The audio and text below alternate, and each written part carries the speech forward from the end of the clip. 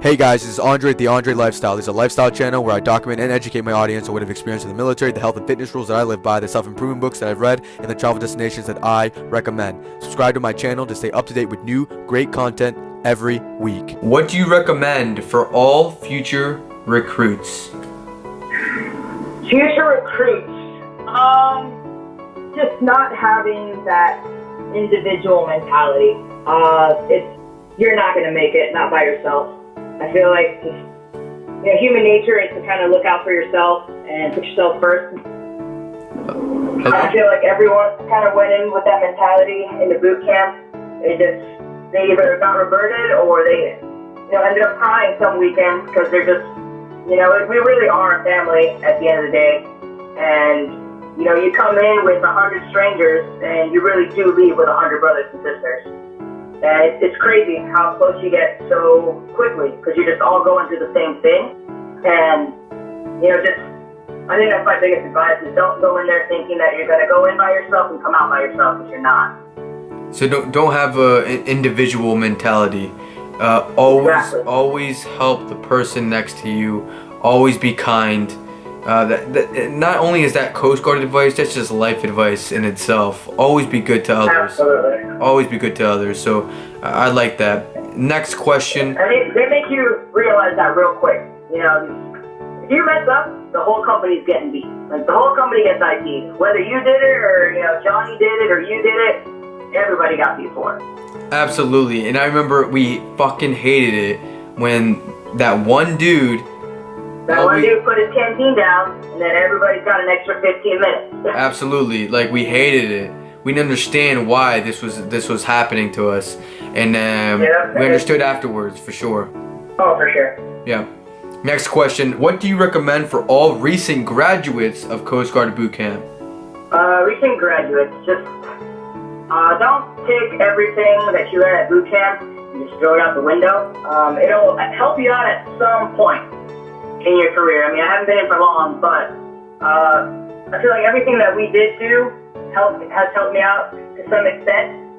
And to definitely keep in contact with people in your company. Like I said, you came in by yourself and you leave with 100 of your new best friends and brothers and sisters. And I still keep in contact with a bunch of people from the company, and they're some of my closest friends.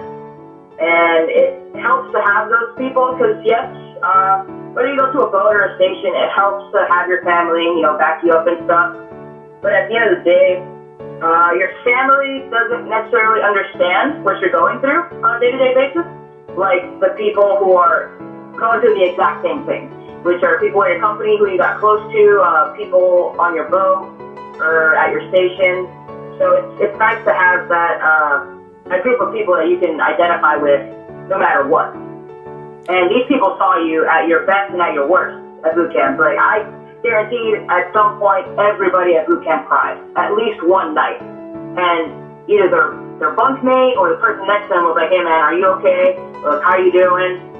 And you all went through it together. So definitely keep in contact with those people, and they're really going to help you out. And not just Coast Guard stuff, just in general. And to not just put everything you learn on the back burner, because you will use it. For sure you'll use it. Man, that was so well said, and everything that she said is absolutely true.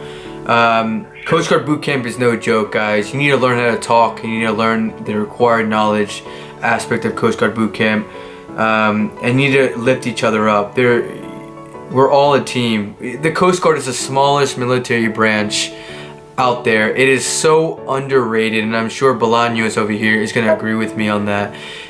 It is absolutely. It is so underrated, and honestly, it is one of the most difficult boot camps out there. And it's crazy because, guys, it has the highest retention rate for a reason. It's the hardest boot camp for a reason, and it's the hardest boot camp for a reason because they want quality applicants. They're not just going to accept any person off the street. They want quality people in the Coast Guard. So if you're interested in joining the Coast Guard, really consider that. Study for that ASVAB. Study for all the required knowledge to learn how to talk. Put in the effort. Invest in yourself so you don't suffer like me and Bolaños did. We didn't have an we didn't have an Andrea Bolaños in Coast Guard boot camp to give us this advice that we are giving you right now. What's your dream for the future? Dream for the future?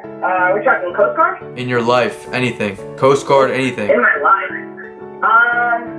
Well, I'm going into aviation now, in the Coast Guard. So, I guess for now, I mean, I feel like dreams are ever changing.